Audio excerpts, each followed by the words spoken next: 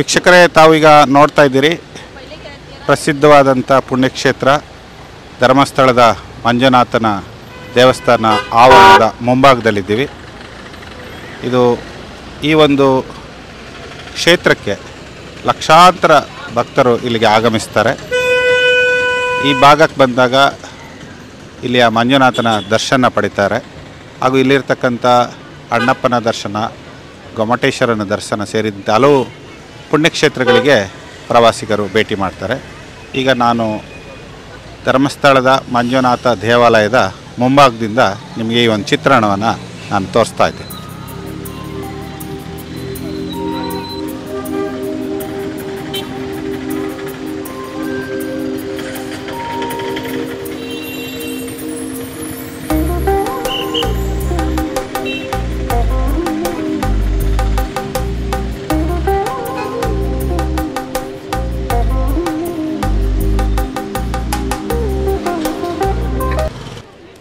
ದೇವಸ್ಥಾನಕ್ಕೆ ಭಕ್ತಾದಿಗಳು ಇಲ್ಲಿಂದ ಹೋಗ್ತಾ ಇದ್ದಾರೆ, ಕಾಲ್ನಡಿಗೆಯಲ್ಲಿ ತೆರಳುತ್ತಾರೆ.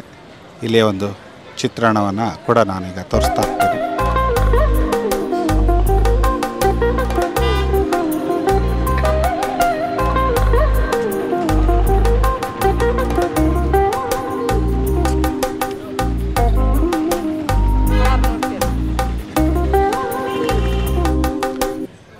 ಧರ್ಮಸ್ಥಳದ ಮಂಜುನಾಥನ ದೇವಾಲಯದ ಆವರಣದಲ್ಲಿ ಈ ರೀತಿ ಒಂದು ಲಲಿತೋದ್ಯಾನವನ್ನು ಮಾಡಿದ್ದಾರೆ.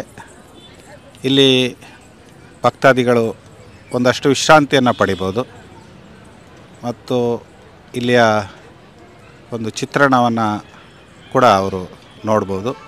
ಬಿಸಿಲಿನ ಸಂದರ್ಭದಲ್ಲಿ ಇಲ್ಲಿ ನೆರಳಿನ ವ್ಯವಸ್ಥೆಯನ್ನು ಕೂಡ ಇಲ್ಲಿ ಮಾಡಿದ್ದಾರೆ. ಭಕ್ತಾದಿಗಳು ಹೆಚ್ಚಿನ ಸಂಖ್ಯೆಯಲ್ಲಿ ಈ ಭಾಗಕ್ಕೆ ಬಂದು ತಮ್ಮ ವಿಶ್ರಾಂತಿಯನ್ನು ಕೂಡ ಪಡೀಲಿಕ್ಕೆ ಸಕಲ ವ್ಯವಸ್ಥೆಗಳನ್ನು ಕೂಡ ಇಲ್ಲಿ ಮಾಡಿದ್ದಾರೆ.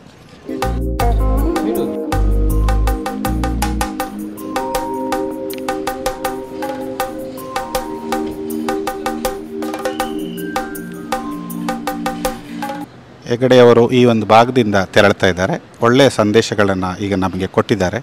ನೀರನ್ನು ಕೂಡ ಉಳಿಸಬೇಕು ಅಂತ ಹೇಳಿದ್ದಾರೆ. ಪಲ್ಸ್ ಪೋಲಿಯೋನ ಎಲ್ಲರೂ ಕೂಡ ಮಕ್ಕಳು ಬಳಸಬೇಕು. ಪಲ್ಸ್ ಪೋಲಿಯೋದಿಂದ ಇಲ್ಲಿಯ ಮಕ್ಕಳು ಸಂಪೂರ್ಣವಾಗಿ ಒಳ್ಳೆಯದಾಗಬೇಕು ಅನ್ನೋದು ಅವರ ಒಂದು ಸಂದೇಶ ಆಗಿದೆ.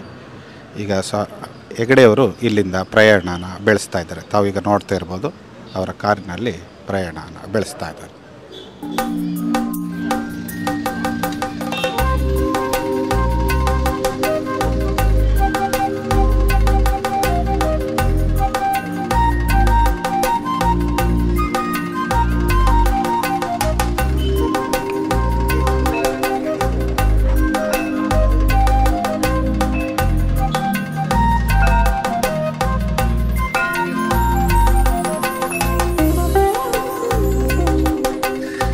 ನಾವು ಧಾರವಾಡದಿಂದ ಬಂದೇವೆ.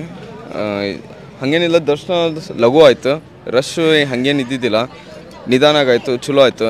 ಹಾಗೇನು ಭಾಳ ಪಾಳಿನೂ ಇದ್ದಿದ್ದಿಲ್ಲ ಮತ್ತು ಎಲ್ಲ ಚಲೋನೇ ಐತಿ, ಸ್ವಚ್ಛ ಐತಿ ಜಾಗ.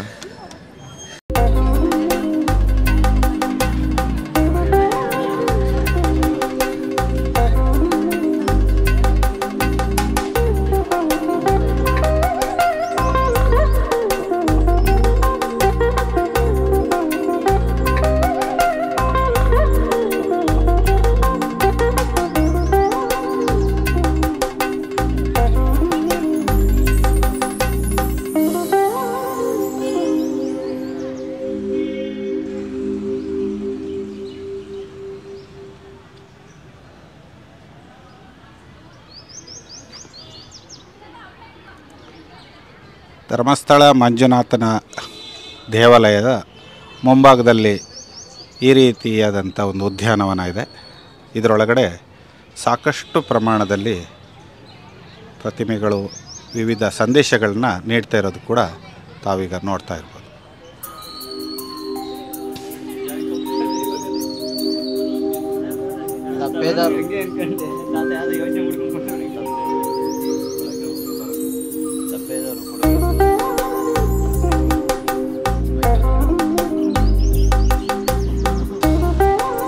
ಧರ್ಮಸ್ಥಳದ ಆವರಣದ ಒಳ ಪ್ರವೇಶ ಆದ ನಂತರ ದೇವರ ದರ್ಶನ, ಮಂಜುನಾಥ ಸ್ವಾಮಿಯ ದರ್ಶನ ಪಡೆಯಲು ಈ ಭಾಗದಿಂದ ಬರಬೇಕಾಗುತ್ತೆ.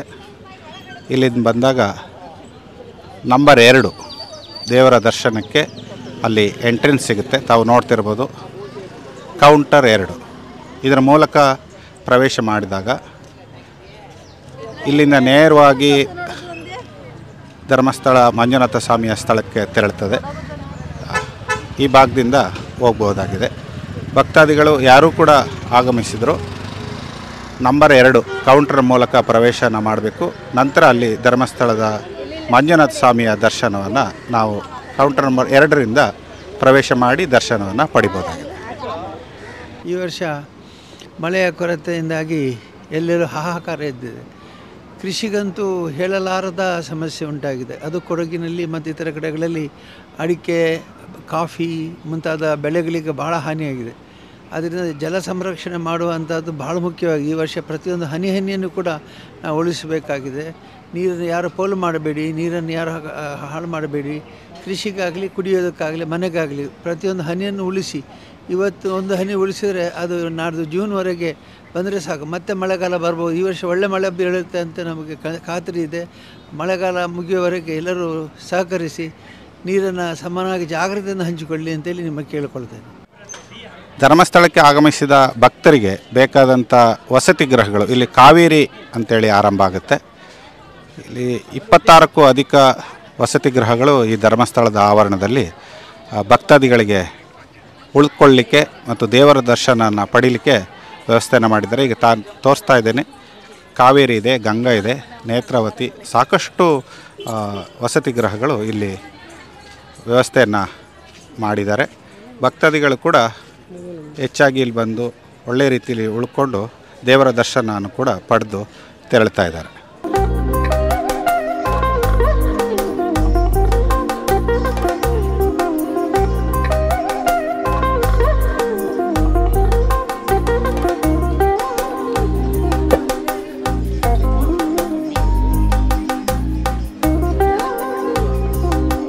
ನಮ್ಮ ದೇಶದಲ್ಲಿ ಬಹಳಷ್ಟು ಮಕ್ಕಳಿಗೆ ಪೋಲಿಯೋದಿಂದಾಗಿ ಸಮಸ್ಯೆಗಳು ಉಂಟಾಗ್ತಾ ಇದೆ. ಇವತ್ತು ಪೋಲಿಯೋ ಸಂಪೂರ್ಣವಾಗಿ ಕಾಣೆಯಾಗಿದೆ. ಅದಕ್ಕೆ ಕಾರಣ ಸರ್ಕಾರದ ಅವಿರತ ಪ್ರಯತ್ನದಿಂದಾಗಿ ಪಲ್ಸ್ ಪೋಲಿಯೋ ಔಷಧಿ ಹಾಕಿರೋದ್ರಿಂದ ಕಡಿಮೆ ಆಗಿದೆ. ಇನ್ನೂ ಕೂಡ ಪೂರ್ತಿಯಾಗಿ ನಾವು ಪೋಲಿಯೋ ಕಾಯಿಲೆಯಿಂದ ದೂರ ಮುಕ್ತರಾಗಬೇಕು. ನಮ್ಮ ಮುಂದಿನ ಜನಾಂಗಕ್ಕೆ ಇದರ ಮರೆತೇ ಹೋಗಬೇಕು ಅಂಥ ರೀತಿಯಲ್ಲಿ ನಾವು ಸಾಧನೆ ಮಾಡಬೇಕಾಗಿದೆ. ಈಗ ಈ ಪಲ್ಸ್ ಪೋಲಿಯೋ ಕಾರ್ಯಕ್ರಮ ಎಲ್ಲರೂ ಸ್ವಯಂ ಪ್ರೇರಿತರಾಗಿ ಬಂದು ಹಾಕಿಸ್ಕೊಳ್ಳಿ, ಮಕ್ಕಳಿಗೆ ಹಾಕಿಸಿ, ಮಕ್ಕಳನ್ನು ರಕ್ಷಣೆ ಮಾಡಿ, ಅವರ ಭವಿಷ್ಯವನ್ನು ರಕ್ಷಣೆ ಮಾಡಿ, ಅವ್ರು ಬೆಳೆಯುವಾಗ ಯಾರಿಗೂ ಕೂಡ ಏನು ತೊಂದರೆ ಆಗದಂಗೆ ನೋಡಿಕೊಳ್ಳಿ. ಇದು ಅಂಗಡಿ ಮಳಿಗೆ ತಾವು ನೋಡ್ತಿರ್ಬೋದು. ಭಕ್ತಾದಿಗಳಿಗೆ ಬೇಕಾದಂಥ ಎಲ್ಲ ವಸ್ತುಗಳು ಇಲ್ಲಿ ಹೆಚ್ಚಾಗಿ ಸಿಗುತ್ತೆ. ದೇವರ ಫೋಟೋಗಳು ಸೇರಿದಂತೆ ಎಲ್ಲ ವಿಧದ ಏನು ಭಕ್ತಾದಿಗಳಿಗೆ ಬೇಕಾಗುತ್ತೆ ಎಲ್ಲ ವಸ್ತುಗಳು ಕೂಡ ಇಲ್ಲಿ ಸಿಗ್ತಾ ಹೋಗ್ತದೆ. ತಾವೀಗ ನೋಡ್ಬೋದು ಧರ್ಮಸ್ಥಳದ ಆವರಣದಲ್ಲಿ ಮಳಿಗೆಗಳು ಇಲ್ಲಿ ನಾನೀಗ ನಿಮಗೆ ತೋರಿಸ್ತಾ ಹೋಗ್ತದೆ.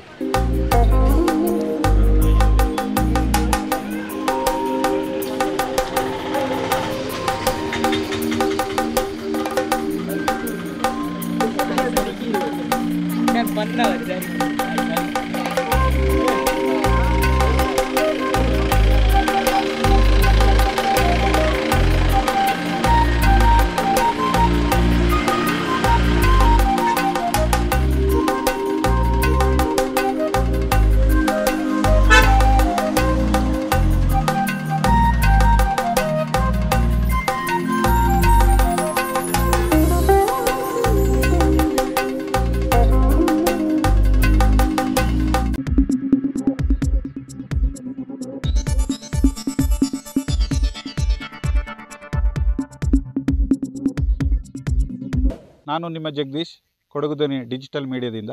ನಮ್ಮ ಚಾನಲನ್ನು ಸಬ್ಸ್ಕ್ರೈಬ್ ಮಾಡಿ, ಲೈಕ್ ಮಾಡಿ, ಶೇರ್ ಮಾಡಿ.